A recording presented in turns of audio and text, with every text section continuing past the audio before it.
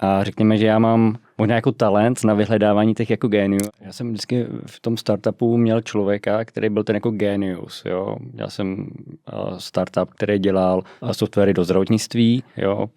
A to byl zase nějaký jako člověk, který potřeboval k sobě další nějaký co-foundery a tak dále. A řekněme, že já mám možná jako talent na vyhledávání těch jako géniů a říkám si, co oni by jako potřebovali, a jestli já mám něco, co jim dokážu jako nabídnout, buď jako zjištně nebo nezjištně, za účelem třeba nějakého spojení. A u Adama jsem to jako cítil, měl jako naštudovaný ty nemovitosti a tak. A říkám si, ty sakra, to je něco, co vnímal jsem tam jako velkou jako příležitost, a ačkoliv už v té době jsem měl rozjetý druhý startup poměrně jako dobře, tak jsem říkal, hele, dám tomu ten čas a úsilí, dává mi to jako smysl. Jo. Takže jsem našel toho svého génia, který měl toho hodně jako načtenýho a tak dále, ale chyběly mu třeba, možná mi jako doplníš, určitě jako procesy, jak z té nuly vytvořit jako polofunkční, funkční jako firmu, jak nad tím jako přemýšlet, jak to třeba do budoucna dál škálovat a tak dále. Takže to byla pak nějaká následná jako geneze těch brněnských kluků, která přerostla do té buržoazie.